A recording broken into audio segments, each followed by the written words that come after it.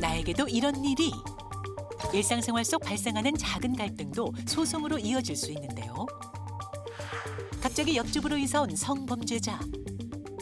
요새 사람이 없어. 이렇게 없어지긴 처음이라. 동네에서 욕먹고 지금 폐업 위기까지라고 제가 들었어요. 나를 향해 돌진하는 맹견. 내 의지론 막을 수 없는 일상 속 크고 작은 사건들. 뗄래야 뗄 수 없는 생활 속 법과 현명한 대처 방안을 자세히 알아봅니다.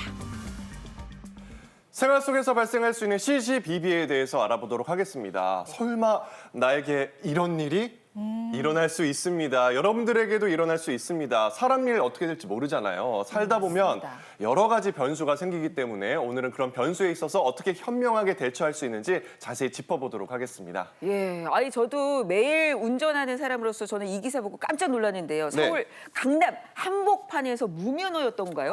팔중 추돌 사고.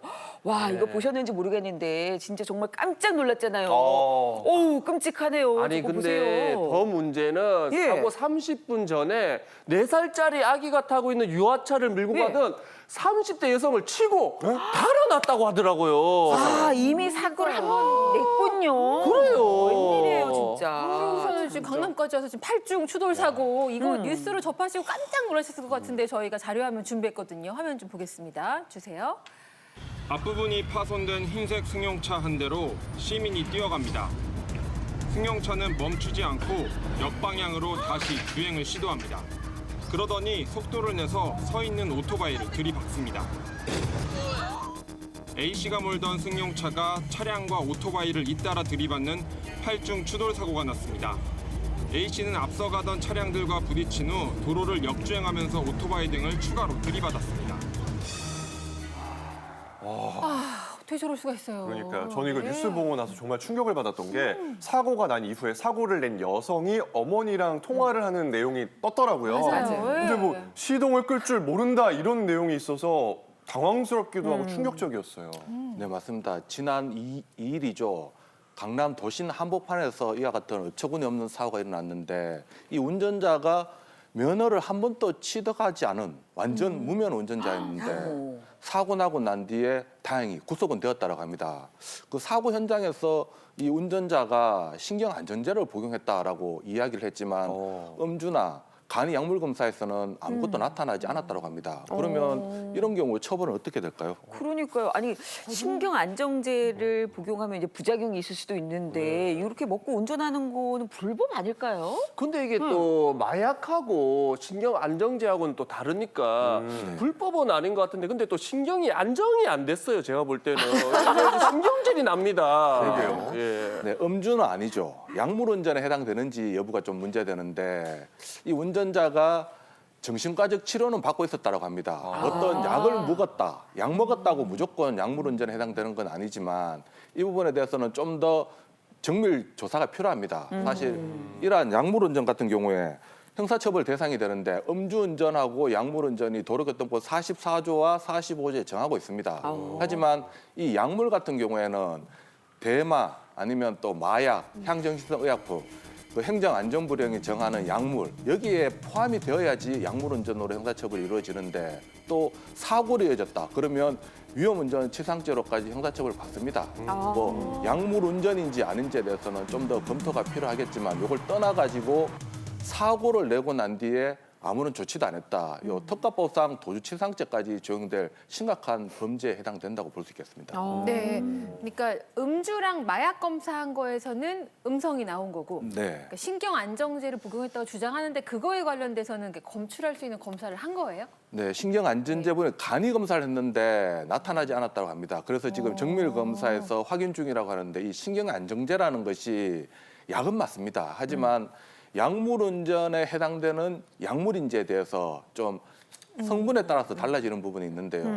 뭐 졸피뎀이라든가 뭐 케타민이라든가 이런 성분이 있다면 마약 성분, 향정신성 의약 성분에 해당되기 때문에 약물운전으로 형사처벌 받습니다. 좀 더 지켜봐야 될 부분이지만 이 부분을 떠나가지고 무면허 운전했고 사고를 내고 아무런 조치도 안 했다. 그러면 이 부분에 대해서는 무면허 운전 교통사고 또 사고 미조치죄, 특가법상 도주치상죄라는 범죄 행위는 피할 수 없을 것으로 보입니다. 이게 그러니까 1중, 2중, 3중, 4중까지도 사실 이게 힘든 거거든요. 8중은 이건 정말 문제인 거예요. 근데 네. 내가 잘해도 그러니까 지나가던 사람 입장에서 보면 내가 아무리 잘하고 조심해도 이런 사고는 피해가기가 어렵기 때문에 전 너무 겁났던 것 같아요. 맞습니다. 보통 이제 이런 상황에 있어서 이 경우는 조금 더 지켜봐야겠지만 대개의 경우 우리나라에선 솜방망이 쳐버린 경우가 많잖아요. 맞습니다. 그래서 해외는 어떤지 보게 되는데 해외의 경우에 이렇게 신경 안정제를 비롯해서 약물 운전을 했을 때 어떤 처벌을 내리나요? 네, 우리나라 같은 경우에 약물 운전에 대해서 처벌하는 것과 마찬가지고 전 세계적으로도 대부분 다 이 음주운전뿐만 아니라 약물 운전에 대해서도 금지하고 있고 위반하면 처벌이 이루어지고 있습니다.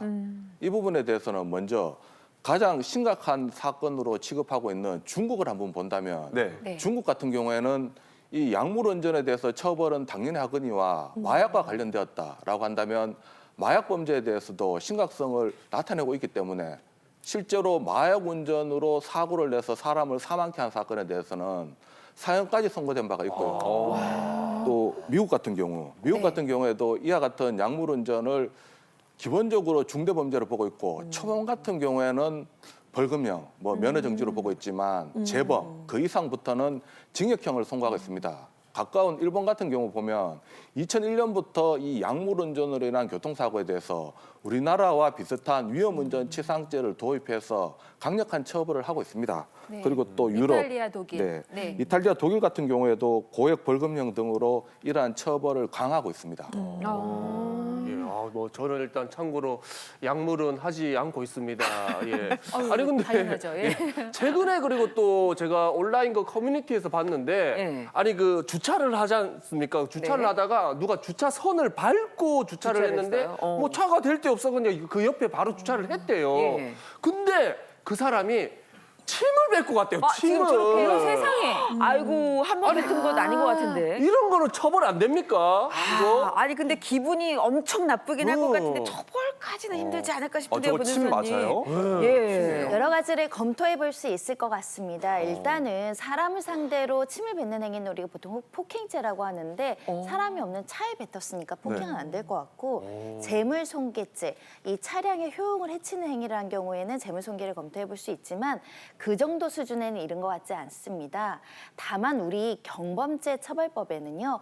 공공장소 등에 저렇게 침을 뱉는 행위를 10만 원 이하의 벌금, 구류, 과태료에 이제 처하는 규정이 있거든요. 경범죄 처벌법은 적용이 가능해 보이고 경우에 따라서는 침을 굉장히 여러 번 그리고 굉장히 쉽게 세척하기 어려운 수준으로 침을 뱉으면 재물손괴죄 성립할 수 있습니다.